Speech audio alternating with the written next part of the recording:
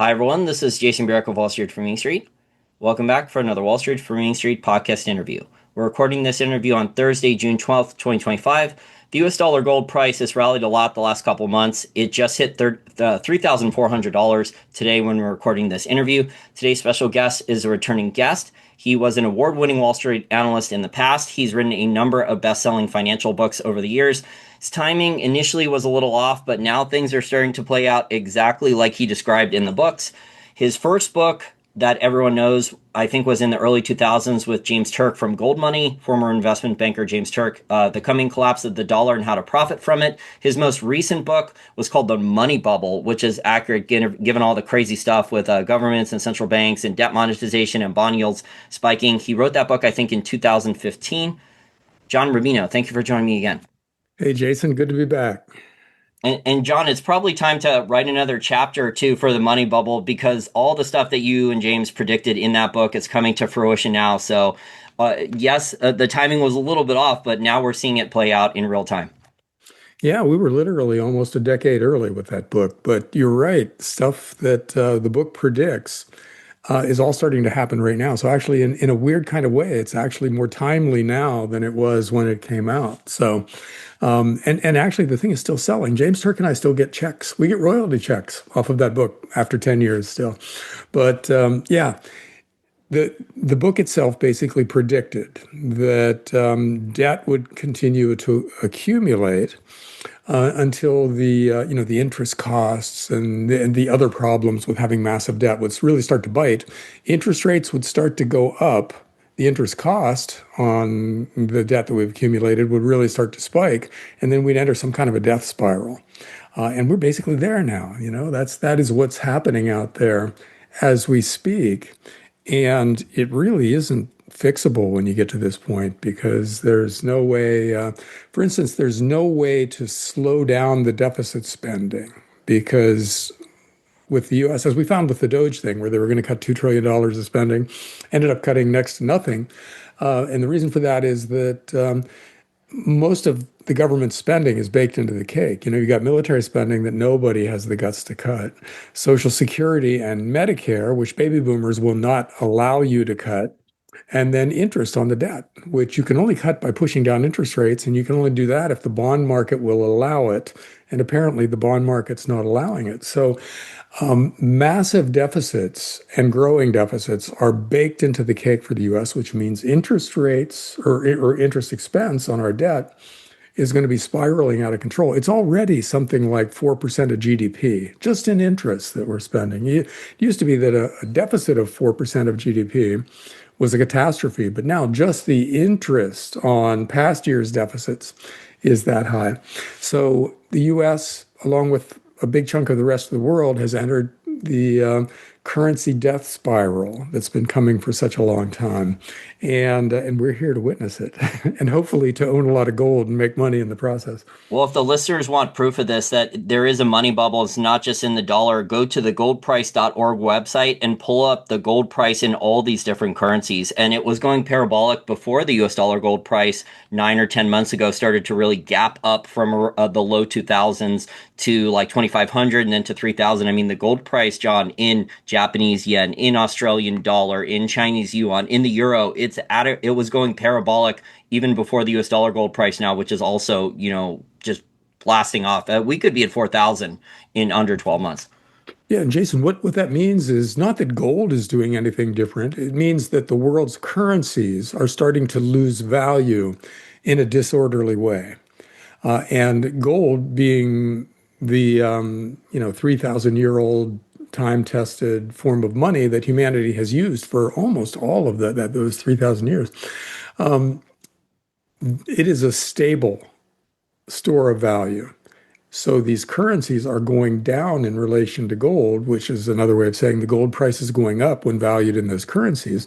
So a rising gold price is actually a barometer of falling currency prices. And as you said, those currencies are starting to fall at an accelerating rate. And there is no way to stop this. There's really no fix for this at all that doesn't involve a 1930s style capital D depression. That would be the only way to stop currencies from crashing right now. And I don't think any politician in their right mind would choose an immediate depression over inflation in some future time frame. I think it's all the policies from these governments and central banks that they just can't help themselves. So, the total debt was really, really bad before the pandemic. And then during the pandemic, John, I mean, they printed trillions more. The US increased the money supply, I think the M2 by about 40%. These other governments also went on massive deficit spending during the pandemic. And then I think like in the last like 18 months, I think another $18 trillion of global debt was issued in a single, basically in 12 months, a little over 12 months, another 18 trillion. So we're just at that math problem here where you look and they don't have good options left is basically just rearranging deck chairs on the Titanic now where there's no way to avoid pain. Yeah, basically the interest on U.S. debt is almost equal to the overall deficit, which means we're basically borrowing to cover our interest costs. And if you and I do that, if we're borrowing money to cover our credit card debt, we're bankrupt or we're close to it. And it's the same thing for a government. It just plays out in a slightly different way. You got the currency crashing in value over time until it just falls off the table. And that is where we all are now. All these policies that we've taken on since 1971, when we went off the gold standard and governments basically got unlimited monetary printing presses. All of these programs that the governments of the world have taken on because it's easy to give away free stuff when you can just create the currency out of thin air to cover it.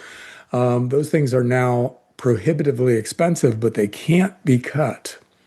So all that, all that's likely to happen is that we continue as we are until the decline in currency values becomes completely unmanageable. Then we crash. Then we have a monetary reset. If we survive the crash, it's possible that the civil unrest that flows from a global currency crash is something that we're so unprepared for that today's political systems just, don't survive. They aren't the same thing anymore. But if they do survive, and we do a currency reset, then we have this one brutal period in which everybody who trusted the world's governments is impoverished, and we have to let their anger play out. There's got to be that kind of a civil unrest, but we have to get through it, and then go back to a gold standard, or there'll be people arguing for a Bitcoin standard or some other kind of maybe an AI standard where you have the computer that the monetarists used to talk about that creates only a certain amount of money each year and only that amount of money. I'd say the gold standard would be the simplest and most likely, but it'll be at a price, which is to say a dollar value for gold that would be astronomical by today's standards. You got to have a $15,000 or $20,000 gold to make a gold standard happen from here. And that's the same thing as saying that your bank account and the money that you have under your mattress and your bond funds and that all diminishes by 2/3 to 3/4. So people get much, much poorer when this happens, but it's our only out. It's either global revolution, which is a black hole, with no way to predict what's on the other side of the event horizon, or a monetary reset that is brutal but understandable and survivable and gives us a monetary system that we can go forward with in a sustainable way. So here's hoping for the latter, but I don't know which is more probable. Yeah, I don't like the current status quo, the current system, but a lot of entities, whether that's governments, central banks, large corporations, the banking system, they're invested in the current status quo. I don't think they're ready for what these central bank digital currencies yet for the full rollout or anything like that. But if you read the comments from some of these non-G7 central bankers, John, there was a quote from the central banker of Poland, and they were just basically talking about how in the past, like for decades, basically post World War II, a lot of central banks, their main source of reserves for reserve assets were just U.S. Treasuries. So they would just run trade surpluses and then recycle those dollars into US Treasuries. And he basically said that they're hedging, they're diversifying away from reserves in US Treasuries or other currencies, and what they're going into gold. Because I think gold just is now the number two reserve asset. Didn't it just surpass the euro?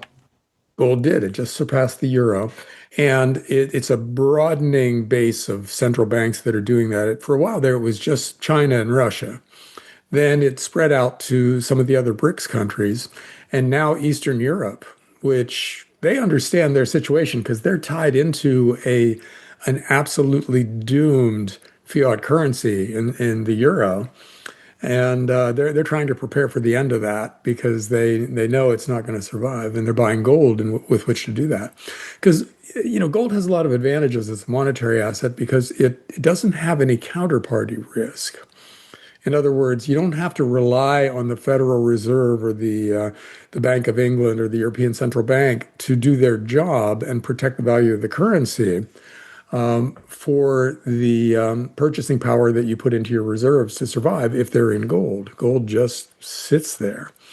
And it's also politically neutral. Right now, when you add assets to your central bank reserves, there's a political aspect to it where you're kind of choosing a side, right? Like if you load up on dollars, you're saying you're okay with dollar hegemony, and you want to be part of the dollar block going forward, and you want to basically obey the United States in every war we fight and every set of sanctions we put on other countries and stuff like that. And a lot of countries just don't want to deal with stuff like that anymore. They don't want to choose sides. And if they are forced to choose sides, they probably don't want it to be the US side anymore because we're not the good guys in a lot of ways out there. Well, So they're or if they choosing pick the gold. wrong side, if they go against the U.S. on a specific policy, right, they could be made an example of, like with the Russia sanctions, right, where in 2022 all those additional sanctions were put on Russia, and then the 300 billion of reserve assets. I'm sure a lot of the other central banks saw that if they go against DC for the wrong policy, they could have similar sanctions levied against them too. Oh, yeah, we use the dollar as a weapon. We use our trade power as a weapon. And a lot of other countries are sick of that. And really, if you're, the president of Hungary or Poland or something like that, sanctions from the U.S. would be the best case scenario. Much worse things could happen to you. The CIA might kill you. We've assassinated an awful lot of foreign heads of state out there, and there's no reason why they wouldn't take Viktor Orban or somebody like that and just have his plane crash or whatever. And he knows that. They all know that. So, Well, if I remember correctly, besides going into Iraq, there was plans to confiscate all the oil, and then John McCain and Dick Cheney and some of the other crazies that are the neocons, the pro-war mongers in the Republican Party of Congress, they were planning on going into Iran. They wanted to confiscate all the oil too. I think they were even talking about regime change in Saudi Arabia. There was just some really crazy, wild stuff there. Thankfully, that did not happen back then. well, it still might, unfortunately. But, yeah, the neocons who have played such a big role in American foreign policy for the past, let's say, since the 1950s, okay? So, 70 years. Um, they have this idea that the US should rule the world for the next 1,000 years. That is, 5% of the world's population should dominate the world basically forever. And they have a strategy of fighting, I think it was 7 wars, something like the 7 war strategy, they called it. What? And we're Oh down. boy. Iran is the last war, because we fought all the other wars, and the idea is that we take over countries, we gain control of their natural resources, we use those natural resources to fund an ever more powerful military, and we rule the world forever. And Iran, I mean, we got Iraq, right? And we got Syria, and we got Libya. Well, I And don't think we really got Iraq. I mean, the taxpayer in Afghanistan and Iraq spent $9 trillion of debt, and the taxpayer, the return on investment, didn't get any oil. Our oil companies didn't even get the service contracts. If I maybe they got a small service contract. So they actually the return on investment for the 9 trillion spent on those wars was deeply negative. deeply negative. Yeah, see, this is not working. I'm not in any way saying I think this is a good idea, their plan. But yeah, because it doesn't work. I mean, empire. historically is a very hard thing to maintain because the more places you take over, the more places you have to defend. And the more people are mad at you, so the more enemies you have to defend against. And at a certain point, the empire gets so big and its defense gets so expensive that you go bankrupt. And Yep. we are the modern version of the Roman Empire, that's what happened with them. And British Empire, yeah, it's pretty Yeah. common throughout history, and the U.S. has more modern technology. Now, I would say that those strategies and those papers that you said with the seven war plan, I mean, that benefits the DC metro area, the military industrial complex, the consulting companies here, the think tanks. I mean, they can charge the Pentagon six figures, seven figures a year to write research papers or books and give presentations like speeches like Peter Zeihan, who charges like an astronomical sum supposedly for his speeches for this type of garbage. But I mean, like the average person, this doesn't benefit at all. It benefits like the rich, the parasite class, the rent seeking class here in the DC metro. They get rich from all this stuff, the waste, fraud, corruption, and abuse, and the Cantillon effect. Peter Zeihan is a really interesting example of that because he's entertaining. I love He's to a super watch and listen smart to his guy. meetings. He is He super is. smart. I don't agree with everything he says, but from what I heard, he charges like he makes a lot of money. I heard he Oh makes yeah. like seven figures a year, and he charges like an astronomical sum for a presentation. Well, because you can't put a price on self-esteem. And what he does is he goes to these meetings of these rich, powerful military industrial complex guys, and he validates their existence. He tells them that they're doing God's work and that as soon as, they need to keep funding Ukraine so it can take over Russia, but, and then we get Russia's natural resources, yada, yada, the whole thing. And so, yeah, it's understandable that he makes a lot of money because he is definitely selling good feelings for those guys. He panders to the ego too of the Americans because he keeps I think he's been predicting that the Chinese economy will collapse for the last 15 or 20 years, similar to Gordon Chang. Yeah, and I wouldn't really presume to have an opinion about those kinds of demographics analysis because that's way beyond my expertise. And China does, I mean, they've got this massive real estate bubble, that alone would give them a capital D depression because they went just whole hog into real estate, unlike any other country, bigger than Japan's real estate bust or bubble, bigger than ours. And ours and Japan's were debilitating for a while. China's is worse. So, and they do have a really low birth rate. So Peter Zeihan could be right about China heading down from here with no obvious bottom in sight. And that's just one more reason for, first of all, for China to be loading up on gold, which they are. Their central bank is the biggest gold buyer in the world, and they're encouraging their citizens to buy gold too, which might cushion their landing. When the yuan just evaporates, if they have a whole bunch of gold, they can go forward with either recapitalized yuan or another currency or something like that. So it protects them to an extent. But anyhow, we I took us kind of in a big circle here, but basically, geopolitics is one of our problems. The U.S. is an empire. We're trying to finance an empire, and it's making us go broke. Europe has absolutely decimated their internal economy. So they're having to look abroad for an enemy to distract their people with, and they're choosing Putin as well. And we're pulling back from the Ukraine war and from NATO and everything, and they're ramping up. They're increasing their military spending with the idea of attacking Russia. Oh God, what a mess! But luckily for people who see this stuff happening, the investment thesis that flows from it is very easily understood. You want to own precious metals in whatever form it's possible to own them.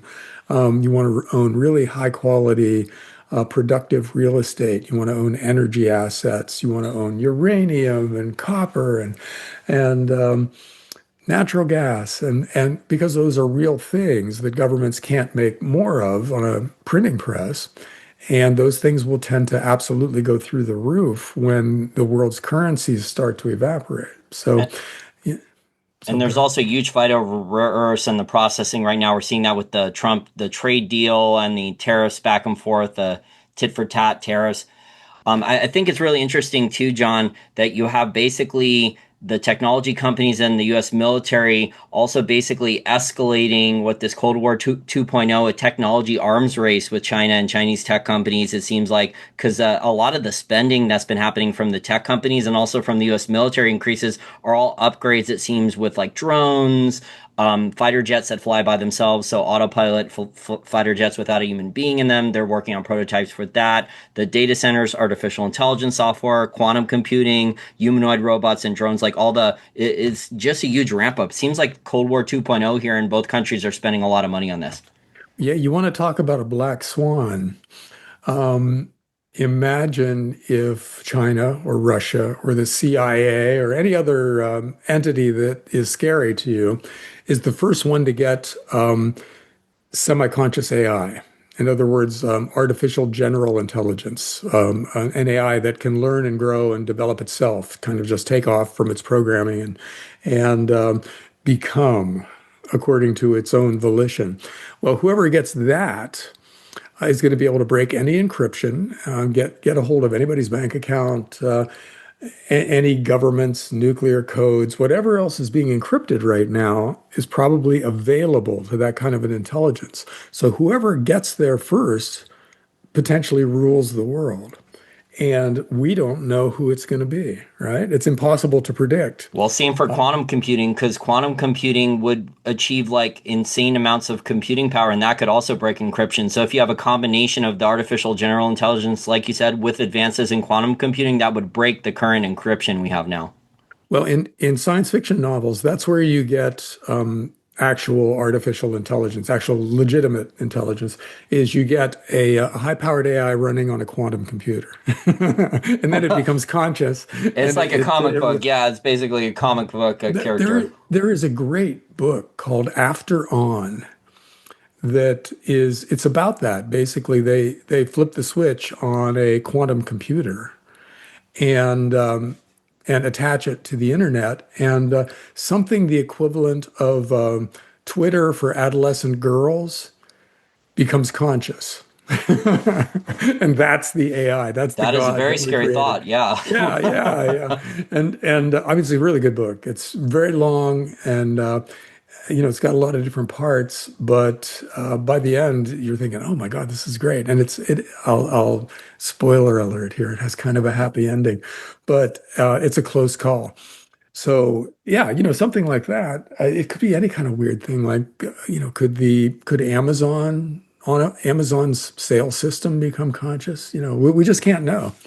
Yeah, I think from a financial standpoint, John, is the commitment of the capital expenditure for all these like projects, and I don't know if they're going to work out, but the big technology companies are spending for 2025 over $200 billion, is close to 300 billion. That's just six technology companies, not counting like the Stargate AI project, any of the Chinese tech companies on artificial intelligence software and data centers in Europe. So it's like absolutely enormous the amount of capital being spent. But that's adding to the national debt though. Like no one's actually cutting like what you said earlier with Doge. So yeah, we saw the headlines and the fraud and stuff like that. So now more people are aware of the stuff I've known about in DC for a very, very long time. But they actually didn't cut a lot of stuff. And none of the government employees, John, that have been stealing, hundreds of thousands of dollars or millions of dollars per year, moving like unbid contracts to their friends in the military industrial complex or large corporations for kickbacks or other bonuses, other favors. None of these people are going to prison for any of this stuff. It's stealing from the taxpayer.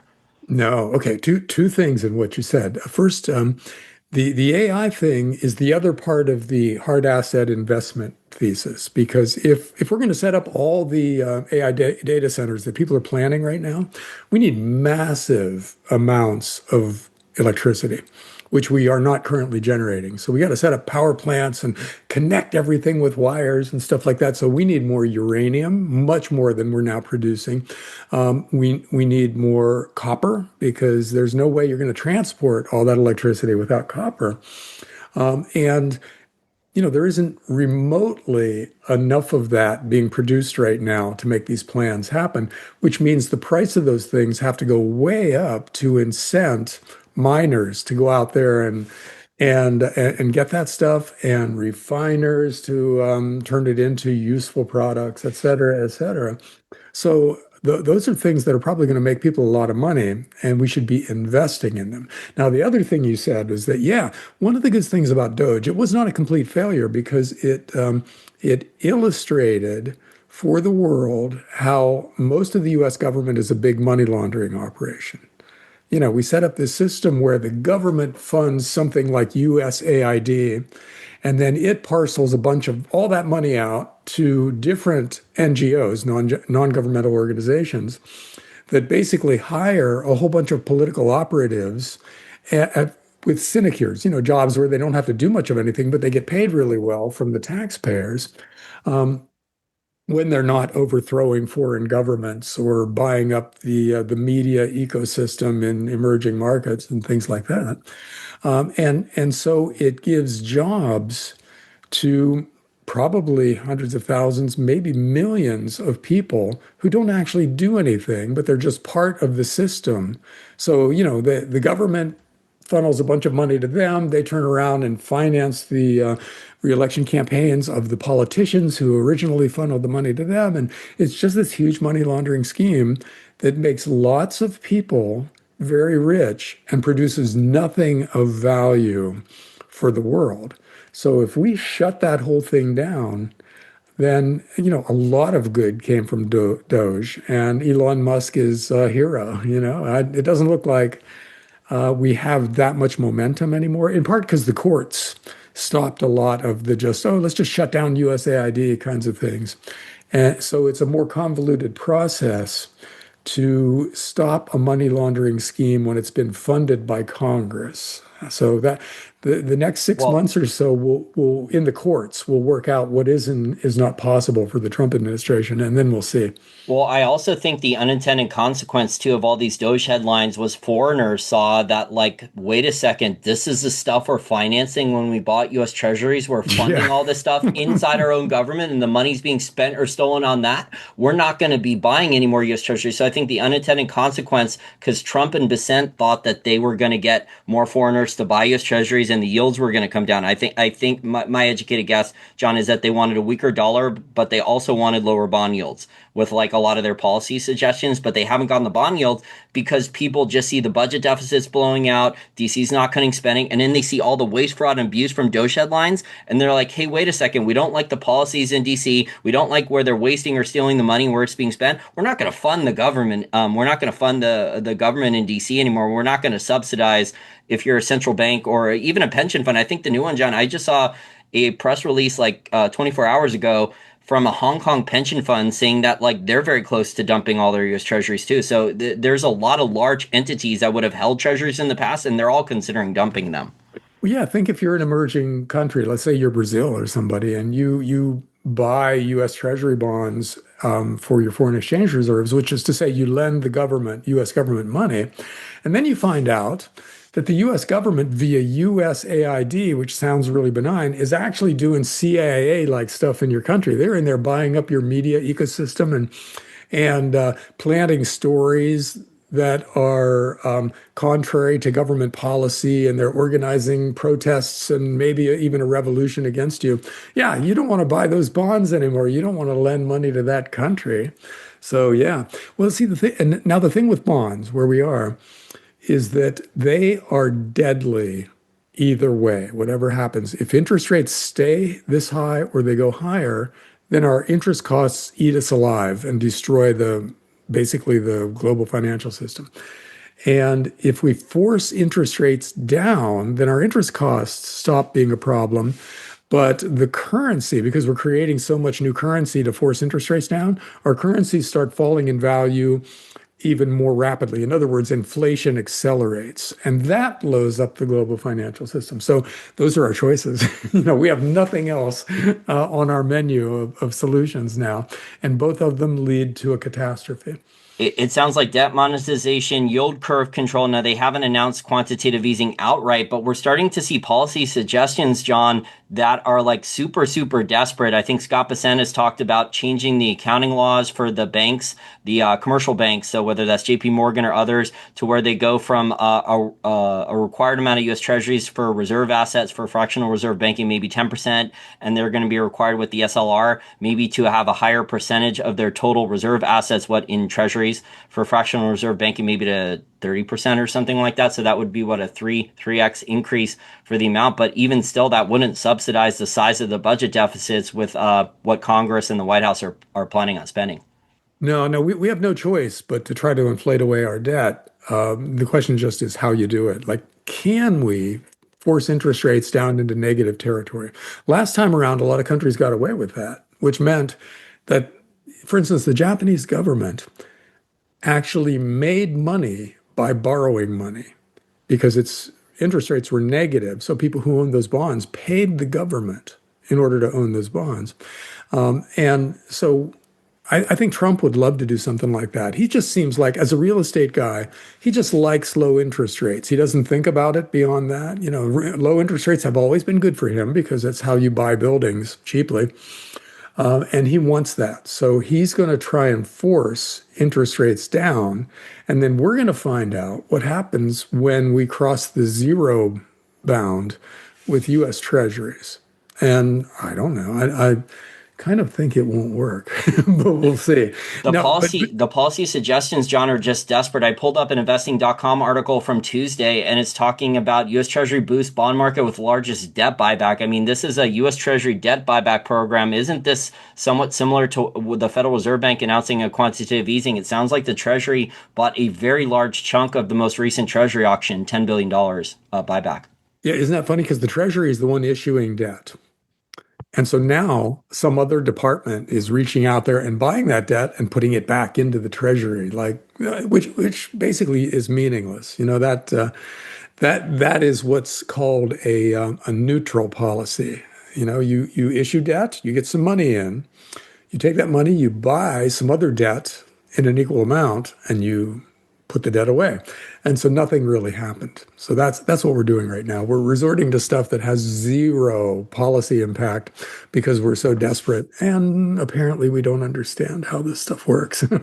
Okay, so they're not creating new currency out of thin air yet to buy the bonds. So the Treasury's not doing that and say hiding it off balance sheet in a special purpose vehicle, which was legalized, I think, 2021. I think Jim Bianco Research wrote a Bloomberg op-ed piece that there was a legal change back then during the pandemic that allowed the Federal Reserve Bank and the Treasury to create legalized special purpose vehicles off balance sheet because they were anticipating problems in future years with the Treasury market and government funding.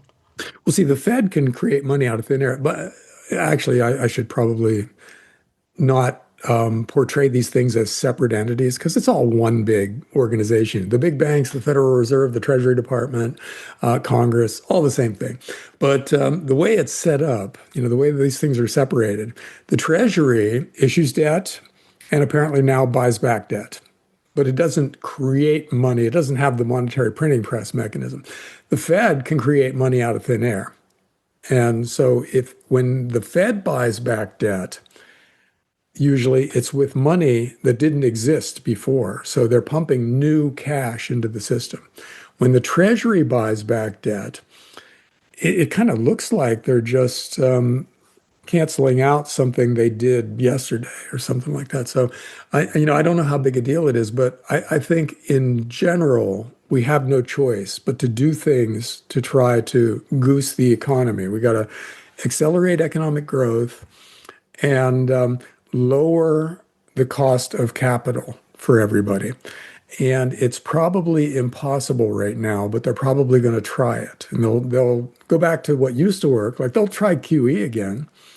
And then they'll look around and go, okay, you know, we had negative interest rates at other countries. We'll try that again. They'll try to create enough money, buy back enough long-term bonds to push the interest rate on those bonds down to negative numbers.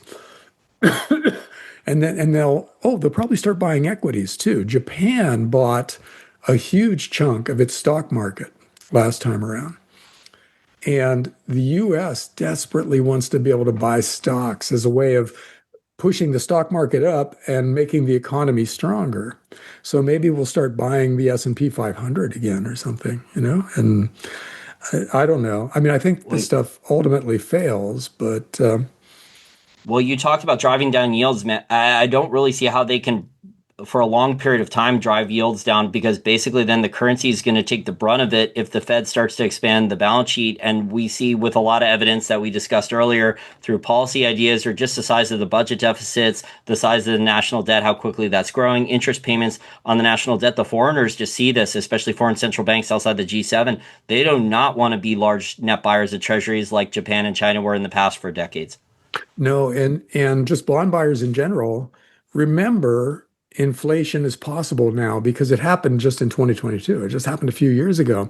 So it's not like something that, oh, yeah, the 1970s, my grandpa told me about that. No, this is something that people lived through. Regular people saw their cost of living go up by a third in just a handful of years, and that was traumatic. That's a big reason why Trump is president again. And the bond market understands what it means to own fixed income instruments in an accelerating inflation environment because that makes bonds were the worst thing to own over the last 5 or 6 years. They were a catastrophe. You lost money in a bond portfolio starting in like 2018. And so, Over 30%. Yeah. I mean, yeah, without leverage, yeah, a lot. yeah. So bond traders are probably traumatized as a class right now. They don't know what hit them because they spent the entire first 2.5, 3 decades of their career just raking in money and getting a nice, 8, 9, 10, 11% yield on their bonds, depending on when they bought them. And seeing the price of their bonds go up as overall interest rates went down. So they were in a double bull market there. And now they're in the most brutal bear market that any of them have ever seen. So I imagine that bond trading desks must be really grim places right now on Wall Street. And it would be a lot more grim if we went for QE and buying equities and negative interest rates and stuff again, because inflation would just explode. Well, I would say, John, that whether it's Japanese government bonds, European bonds, government bonds, US Treasuries, especially the long duration stuff, we're just getting warnings, whether it's from Jeff Gunlock, Jamie Dimon, Stanley Druckenmiller, many other people. And some of these guys are bond fund managers or they're a primary dealer like Jamie Dimon because JP Morgan Bank, I mean, no one buys more treasuries for commercial banks than JP Morgan, the bank does. They're warning about cracks coming in the treasury market, especially the longer duration bonds, because I don't really see a case where the yields are going to be driven down. I mean, basically, the only way to drive down the yields is for the Fed, the central bank, to buy more bonds. Because if they try to stuff more of these treasury bonds into the commercial banks like J.P. Morgan, you have Jamie Dimon warning that that's not a good idea long term. Think about that. The CEO of the biggest mega bank, I guess, in the world right now, is a gloom and doomer now. He's talking about a giant crisis coming. I think we should listen because those guys are they're almost forbidden from talking like this because their words have so much power. They can create a self-fulfilling prophecy by being pessimistic, right? And he's doing that though. He is out there saying, "Yeah, we have a bond crisis coming." Well, they're primary dealers, right? So they see the treasury market more than anyone else because they have to buy, they're required by contract, right? As a primary dealer, they have to buy a large amount of treasuries. Yeah, but imagine what they must be seeing to make Jamie Dimon say that they're seeing it, because normally they wouldn't admit something like that was going on because it would potentially blow up the financial markets. But there he is out there saying that stuff. So, it could be that he's got a gigantic secret short position in now. Like he's probably massively, well, are they long or short silver? I always forget where they are because it seems like it goes There back were and forth. rumors they've been covering. There were rumors that Bank of America, I think, took over the short position, and that J.P. Morgan was covering, getting long, starting to So stockpile metal. so if they're long and there's a bond crisis and that spikes precious metals. In other words, if we're back in the 1970s only on steroids, That would make sense for JP Morgan Chase to be job owning something like that if they're long silver. If they've got Well, $500 billion of silver and it's going to quadruple in a bond crisis, then there's their play. Well, did you see the interview with Jeff Gundlach that just came out in the last couple days? He was on Bloomberg for almost 30 minutes. And basically, he was talking about he doesn't want to touch any long duration US Treasuries. And he's a bond fund manager. And then he's talking up gold and gold stocks. So it's kind of surprising to hear a bond fund manager say, like, I don't know what they're going to do here. The dollar is going to be pretty weak. What the dollar hit 97 on the dollar index. I don't know. Maybe it'll rally a little bit. But based on the government finances, I don't really see a huge dollar rally coming, especially a long-term dollar rally. Maybe it's a short-term spike or something temporarily, but he's talking up that basically everyone should be dollar cost averaging gold and gold stocks. Anybody who's not really long precious metals right now is going to look back a few years hence and go, "Oh my God, why didn't I see this? Even Stanley Druckenmiller was telling me to buy gold, because it does seem to be like a consensus forming at the very top of the global financial system that gold and potentially silver are things you really need to own, and bonds are toxic. That just seems to be the consensus among the big name bond guys now. It's worrying. I mean, if I was, because there's tons of like regular Wall Street people that actually have no adherence to gold or don't own any gold, and I just keep seeing them post online on I was going to say financial Twitter, financial X, or on like these large YouTube channels or podcasts, and they're predicting that like, oh, it's an overcrowded trade. Oh, yields are going to come down. The dollar index is going to start to rally, and it's like, well, I mean, if the U.S. is going to keep blowing out the budget deficits at what their CBO says this big beautiful bill is 2.5 trillion. It's going to add to the budget deficit, and they raise the debt ceiling by 5 trillion. I don't know if the estimates are going to be accurate, but if they're anything close to that, I mean, it's going to get ugly. Well, yeah. I mean, although the stuff we're talking about might not happen in a straight line from where we are. There could be all kinds of squiggles where, yeah, things get crowded and then they sell off, and there's gold pulls back by $500 an ounce. Those kinds of things happen in bull markets. So the fact that we're going to end up, let's say, at $10,000 gold doesn't mean we won't see two or three 40% drops along the way. So lots of stuff can happen, and it's easy to, especially if you're a trader, it's easy to lose money in this kind of an environment because there are so many cross currents. Oh yeah, we But are having to add your points there. I mean, the volatility in the gold price and silver price, John, is enormous. What we're having every day or two, 50 to $100 swings in the gold price now. yeah, yeah. So it would be very easy to see, a solid gold bug who's holding onto their gold see their net worth drop by 20 or 30%, two or three times along the way to that final 1,000% increase. So I think good advice right now is to have strong hands. Don't be shaken out by a 20% drop in your real asset portfolio because that kind of thing happens in bull markets. And the overall trend is still going to be your friend, even if there are corrections along the way.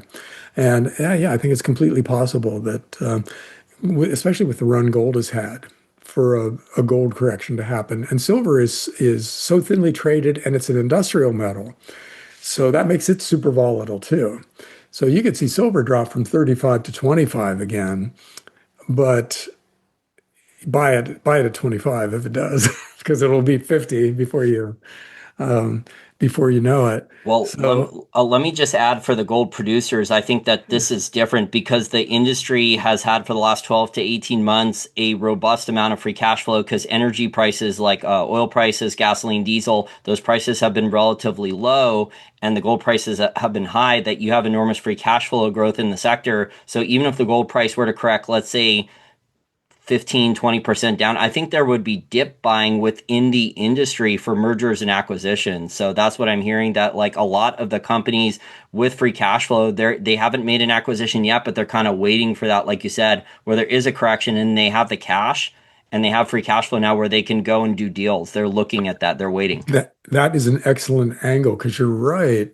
So if there's a correction in gold, don't buy the big guys when you're bargain hunting. Go for the takeover candidates because those are the ones that the big guys are going to snap up if they get appreciably cheaper. And Okay, normally that's a the good way those strategy. well, normally, let's explain this for our listeners out there hypothetically. So normally with these deals, like what John is saying, is that let's say the share price for a junior, it drops like 30 or 40%, but then in comes the big company like a Newmont Mining or Barrick Gold offering a 50 or 60% premium. So some of these newbies here or retail traders, they may sell the shares if they correct, but the mining company themselves, the larger one, was actually waiting for the shares to drop, and they're going to come in with a 50 or 60% premium after a drop in the share price of a junior. Yeah, I think there's a decent chance that free cash flow is starting to burn holes in the pockets of a lot of mining CEOs because this is the third really good quarter of high gold prices. And in the last two quarters, the numbers were really impressive for some of the bigger miners. They're generating a lot of free cash, so they can pay off all their debts, they can raise their dividends, they can start buying back their stock and still have money left over. So at that point, they're running through their reserves faster than they're discovering new reserves. And maybe they just want to go out and buy a really high quality explorer that has a potential tier one mine or a junior producer that has already proved that it's got what it claims to have and is generating lots of cash flow in its own right, and then just bulk up from there, and I usually that's what happens in precious metals bull markets, but I think it'll be turbocharged this time because gold is just way up there. That's as And long as profit margins. Yeah, as the key here is the profit margins and the free cash flow, like John said. So as long as we don't get an energy price spike or a huge crash in the metals prices, because the free cash flow is the key here. The other producing, so the producing miners, the mid-tier gold miners, the larger ones, what they've also been doing besides the stuff John said, they're upgrading their existing property, plant, equipment. They're doing the expansion projects that they delayed. They're spending some money on what greenfields or brownfields exploration around a producing mine. But if you have this much free cash flow, John, I think like 49% gross margins is the industry average now for a lot of these gold miners. So they're way over $1,000 an ounce free cash flow. I mean, they have options now. They definitely do want to do acquisitions. I think they're just waiting. yeah, a lot of today's gold mines were greenlit on the assumption of $1,200 to $1,800 an ounce gold. So they're making an extra $1,000 an ounce and then some over what they were expecting to make. And that's not the kind of money that just sits there. So yeah, it's going Well, to they be. don't get yeah, if you're running one of these gold mining companies, you don't get any type of valuation bonus for just holding a lot of cash. So yeah, it's prudent to run your business like that. But I mean, if you just build up cash, cash, cash, you have to eventually put it to use. So we've seen that over the last 6 to 12 months. We've seen them instead of acquisitions. There was a lot of companies that mostly just spent on what upgrading the existing mines. The growth projects that were delayed, like mill expansions and stuff, and exploration budgets. Hmm. Yeah, and that's a fun year for gold mining stock investors. At least a year, maybe 2 or 3 years. But there's going to be exciting news all the time. So the hard part out on the West Coast here for me is going to be getting sleep because the market opens so early on the East Coast compared to the West Coast that you're going to wake up every day expecting really good news in gold and silver, and it's going to be hard not to get up really early.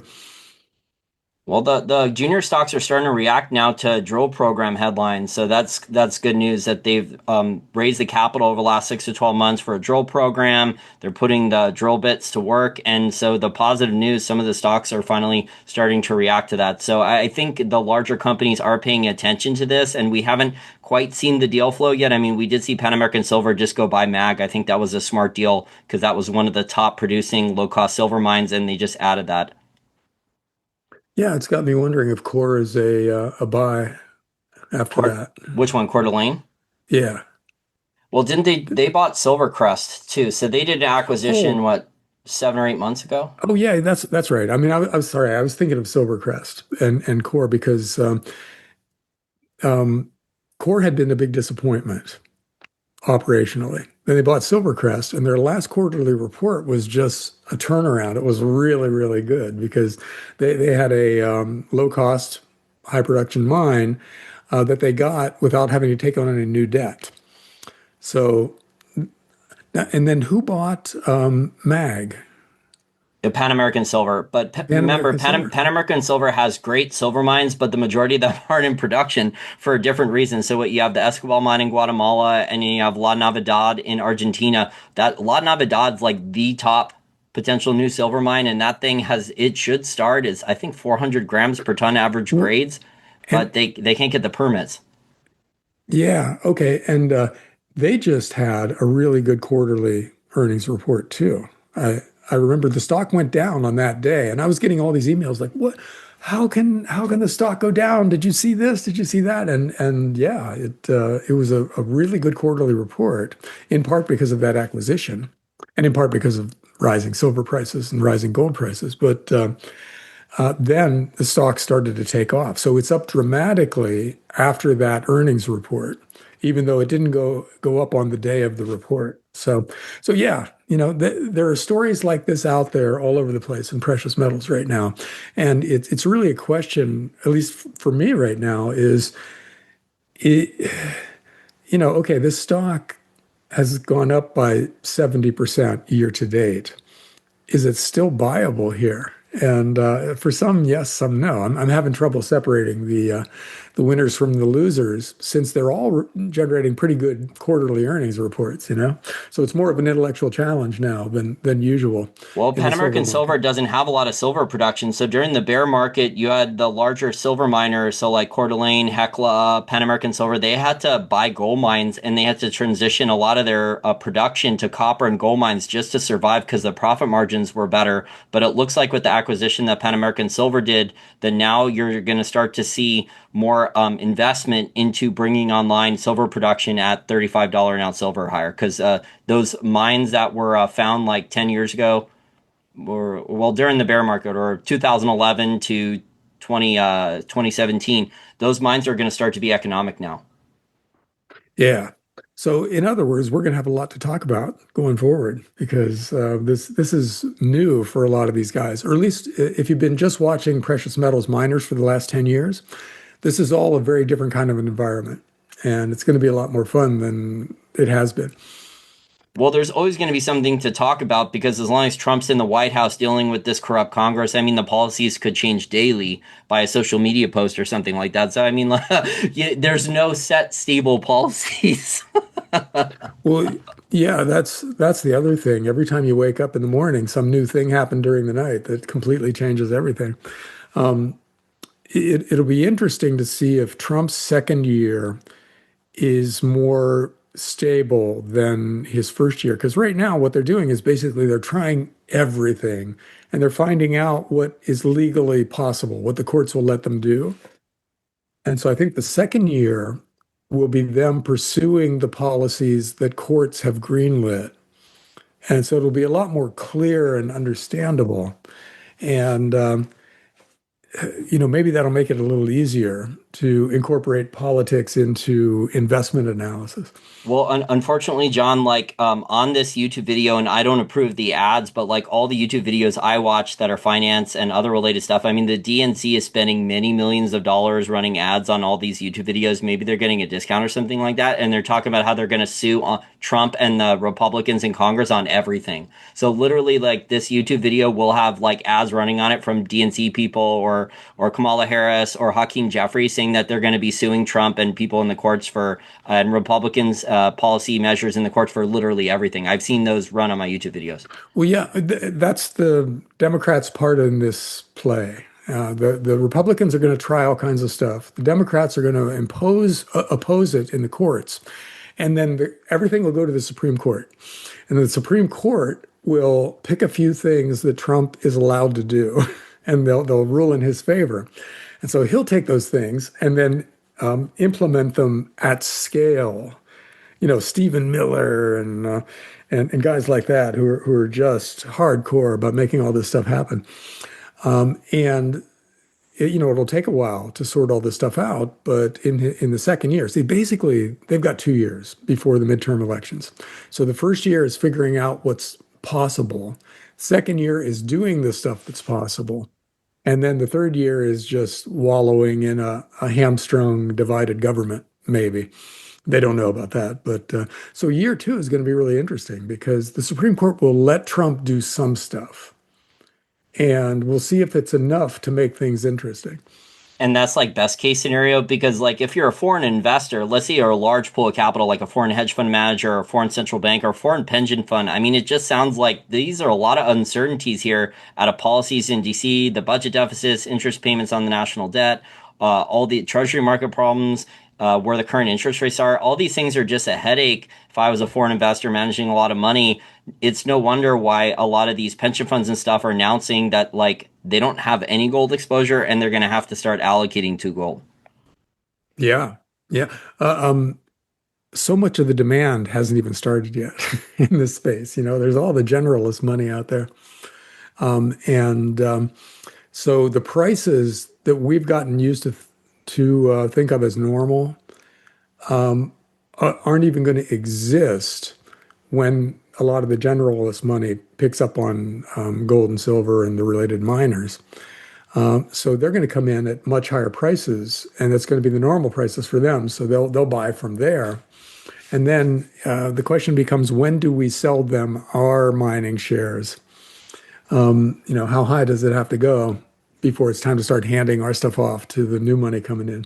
Well, aren't the And central bankers, correct me if I'm wrong, aren't the central bankers, they bought 35-40% of the annual mine supply last year was refined by the Swiss refiners and immediately went to central bank vaults in oh, 2024. yeah, the central bankers have been buying steadily, and they're not super price sensitive, but that kind of puts a steady wind at the back of gold, and that's kind of why it's gone up regularly instead of irregularly.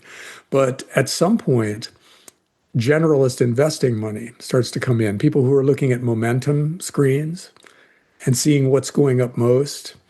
And that's when, especially for the miners, that's when you get the real bull market because, it's people who don't even know about these stocks right this minute who are going to be coming in a year from now and just paying whatever it takes because their chart says that a breakout is happening, things like that. So the market becomes a very different market in precious metals in the last couple of years of the bull market. That's when everything goes parabolic.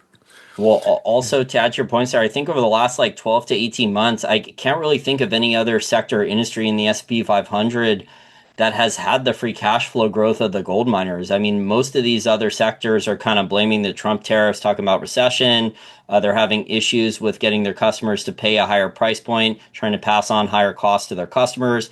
So the gold industry is really the only one with good free cash flow and margin expansion in the last 12 to 18 months. Oh, yeah. If you're running a model that screens for cash flow growth or EBITDA or revenue trends or earnings, any of these momentum indicators, the precious metals miners, especially the gold miners, of course, pop up on those screens. And so the guys who are running those screens aren't mining specialists or gold bugs or anything. They were buying NVIDIA last week.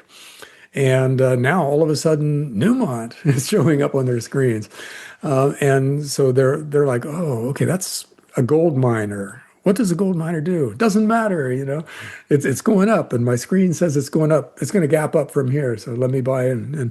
And once that money starts coming in, it changes the nature of the market because there's so much more generalist money out there. I think I just posted today showing the size of or the market cap of the silver mining sector. And it's like $140 billion or something like that for all the silver miners out there. And that's a tiny fraction of Apple's market cap and an even tinier fraction of Bitcoin's market cap. So, for a fraction of the money that's in those other things right now, to flow into silver mining would just send everything straight up because there's just not enough. There aren't enough stocks out there and there aren't enough shares trading to satisfy that kind of demand. So when something like that happens, you get what you got in the last couple of precious metals bull markets, just really nice parabolic moves in the best names and the not so good names in the space. And we're kind of heading in that direction. Let gold hold up for another couple of quarters, and the momentum models are going to be spitting out all kinds of gold and silver miners. Do you think we're going to have higher price floors for gold, silver, copper, and other key commodities going forward because of some of the supply demand fundamentals, industrial demand, and also like the if the mining production is increasing, what they're going to bring on higher cost, lower grade projects going forward then too? Yeah. Well, see, that has to happen to satisfy the demand out there. So prices have to go up to the point where this deposit that nobody wanted to develop 5 years ago is suddenly worth greenlighting. The bankers will come in and lend money on it, and other companies will partner with you on it. And so that has to happen. So that does kind of put a floor under a lot of these things, but irregularly. Markets don't go in straight lines, so we could easily see copper tank from here, for a while. Or, and uranium already had a correction. They had a really nice run in 2023. Then they had a correction in 2024, and now they're headed back up again. So it won't be a straight line, but the general tenor of real things will be strong. In other words, the wind will be at the back of most real assets, and they'll tend to go up over time. And the best quality players in these spaces are potential really big winners. Would you say then that the commodities, if you were going to make an educated guess about which ones are in a bull market over the next 3 to 5 years, you would then say what gold, silver, uranium, natural gas, maybe platinum and palladium, or do you see other commodities that are in a bull market? Copper for sure. So uranium and copper in the energy space. Platinum just popped. I don't know if you noticed, but I have in my Substack portfolio, a physical platinum ETF that was just the laggard in the precious metals space there, and it just took off. So, because it's an industrial metal that's super cheap compared to gold, and it also works as kind of sort of a monetary metal because you make jewelry out of it, and jewelry is in a lot of parts of the world generally seen as portable wealth. It's like a gold bar, a gold necklace. So palladium can participate in that part of the monetary market too, or I'm sorry, platinum can do that, and so it's rocking. So there's a lot that look good in this space, and I have no expertise on agricultural commodities, but they probably do okay too. So there's just a lot of real things out there that ought to do very well. Uranium is just a great story. So is silver. So is copper. There are stories out there that are just really exciting, and they get more exciting the more you dig into them because the imbalances in these markets are so immense. In other words, the difference between what we can produce today and what we're going to need if all of these big plans out there come to fruition, that's just going to force higher prices in order to get more supply. So, yeah, it won't happen in a straight line. There will be corrections, but I think just generally speaking, in the coming decade, you want to be on the real asset side of the equation. Well, you also had a brutal bear market for platinum and palladium over the last 3 or 4 years, where basically the platinum and palladium price did not go up, and the mining companies in South Africa, Zimbabwe, and then there were Russia sanctions on their platinum and palladium to where they stopped exporting a lot of it to the London Metals Exchange and the LBMA there. And then the demand for catalytic converters dropped too. So basically, like that was an absolutely brutal bear market for platinum and palladium miners, and a lot of them were either close to bankruptcy or about to go bankrupt because they were mining at losses. So that was not sustainable either. So it was predictable that there would eventually the cycle would turn. There would eventually be some type of rally. It looks like the catalyst for the rally, John, was that the Chinese jewelry investor decided that instead of buying as much gold each month, so with their gold purchases, because silver, because platinum and palladium had not gone up, they started allocating some additional funds into the other metals because of the metals ratio. So that started to produce more demand for the other metals besides gold because the gold prices had already gone up so much that the jewelry buyer in Hong Kong and China decided that they were going to allocate funds to the other precious metals. Yeah. Yeah. That's the kind of story we'll see more of probably going forward with platinum because a lot of those mines, you can't just close a mine and restart it and close it again. That's very hard to do. So supply is going to be constrained. Oh, and yeah, and a lot of it comes from Russia, as you said, which makes that supply inherently unpredictable. Not Russia's fault, it's the US's fault for constantly slapping sanctions on everybody in sight. But Well, Europe joined in too. So you had the European Union and the United Kingdom join in with the sanctions too, which is why yeah, Russia stopped sending the metal to the London Metals Exchange. yeah. So the thing to do in a situation like that is own a physical ETF because they benefit from all the crazy stuff going on out there. The miners don't necessarily benefit. Um, the traders maybe benefit or maybe don't because depending on how good traders they are.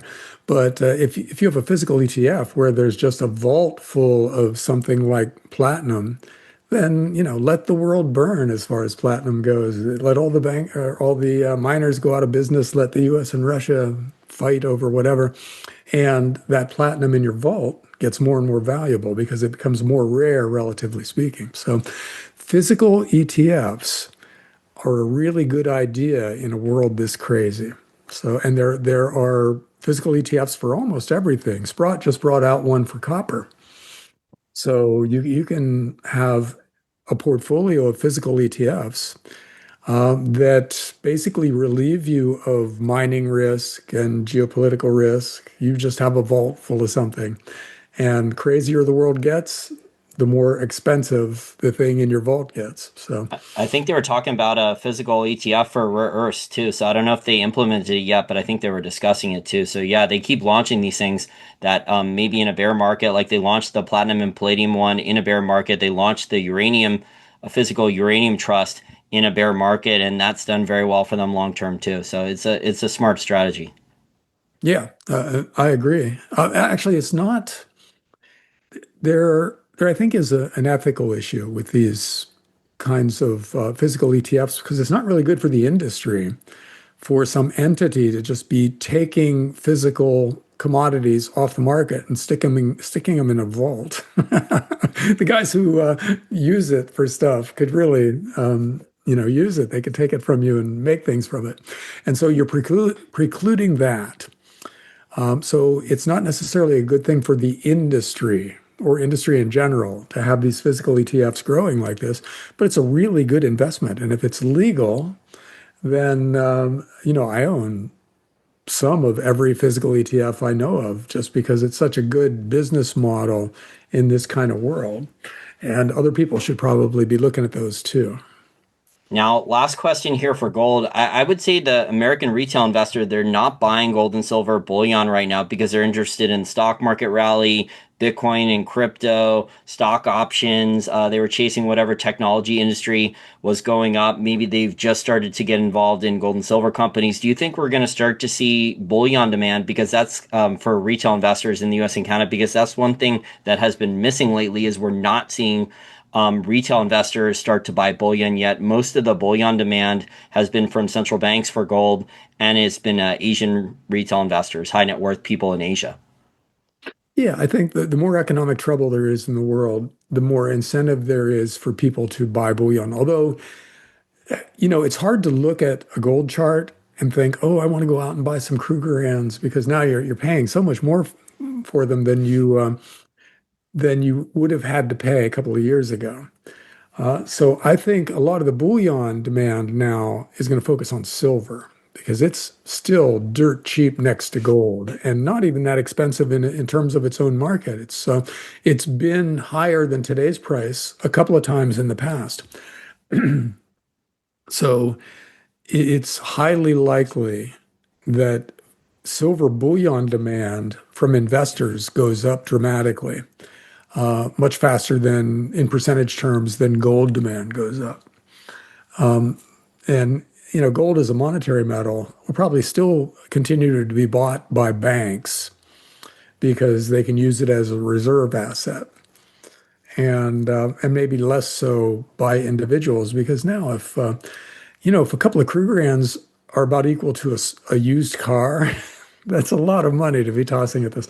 But having said that, Costco sells gold coins and they're rocking. They have to limit the number of gold ounces that their customers are allowed to buy in a given visit and in a given day. So there is demand for gold out there. I just think silver, in terms of the number of ounces sold, will dramatically outpace gold. Actually, I was going to bring up Costco because yeah, I think it shows that the retail bullion dealers are not doing well when the one that has the best sales is Costco and not the other online bullion dealers because the one publicly traded company is A-Mark and they're not doing anywhere as well with the sales as Costco is. Yeah, you know, I titled a post about the whole Costco thing a while back. It was something like, so gold becomes an impulse buy now, because I think a lot of what happens in Costco is, they'll have a flyer up for the gold coins or something like that, and somebody's there, they've got their Costco credit card out. It's got a very high limit on it. I think my wife's Costco credit card is like a $45,000 limit. And so people just go, yeah, toss one of those gold bars in here, okay? And so you get a lot of impulse buying. People who did not intend to buy a gold bar when they went to Costco that day, just doing it. And no gold dealer, no online gold dealer has foot traffic and impulse buying and stuff like that. So that's probably a big part of the difference there. That Costco has kind of a captive audience of people who are already spending a ton of money and already have a credit card with a high limit and just think, what the hell? Give me Well, one of those gold an bars. online bullion dealer too, John, may have hedged with COMEX futures contracts and hedged improperly. They could have used a lot of debt for inventory, so their profit margins might not be as good, and they can't sell at a high premium. So there's all these other things involved with a online bullion dealer, even a local coin shop. Yeah, Costco has none of those problems. Neither, by the way, does Walmart. You can do the same thing at Walmart. You can buy gold and silver online there if you want to. Just go to walmart.com. So while you're buying your socks and t-shirts and stuff, just click on silver coins or whatever and buy some silver coins. I did that to test it. I bought some Buffalo silver rounds, and they showed up 2 days later in a Walmart box, and that was that. It was very easy to do. So it wouldn't be a surprise if there's a little bit of a competition between online non-precious metal dealers to highlight precious metals as one of their product lines, because at least in Costco's case, it definitely seems like it's working. That's very interesting. I didn't know Walmart also sold. So you had no problems with that, and what they didn't mark it up, you got a reasonable price for those? Yeah, I got good for when I bought them. Yeah, they were reasonably cheap. The premium wasn't very high. There was no hiccup with buying them or anything. It was just like everything else. You just include it in your cart, um, and they've got your credit card, and it's just done. They ship it out, and it's there in a day or two. So yeah, it was super simple. It was like buying anything else on Walmart.com. Well, I want to thank you so much for your time today. You have a Substack over there, and you have a lot of interesting macro articles, including coverage of a lot of different commodities, macro charts with the housing bust, and then also the end of the fiat currency experiment in 7 charts, which basically you could probably put those charts in the book if you want to redo the last chapter or two or add 2 chapters to the money bubble because finally it took 10, 15 years longer than people expected because what the Federal Reserve Bank with zero interest rate policy, quantitative easing, all the games, the bailouts, the tricks that the governments and central banks played. Finally, they've run out of road to where they can't delay any type of pain here. There aren't good options left for them to kick the can down the road and get away with asset price inflation without higher inflation or other issues. Yeah, you might have a point there. I could bring that book out again, and it would finally be timely. It's Uh, tempting. I definitely think so, and it probably not only need to add another chapter or two back to the book here because finally, the chickens are coming home. We're seeing it with even Japan's having problems. I mean, what with the trade negotiations with the Japanese finance minister threatened to dump treasuries in trading. I didn't think I would see that from Japan, so they actually brought that up publicly. So you're starting to see, just stuff that you would not expect where an ally of the U.S. actually threatened to dump the treasuries if they don't get a favorable trade deal negotiation done. Yeah, yeah, that's absolutely right.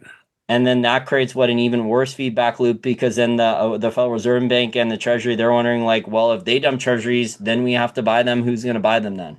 Agreed.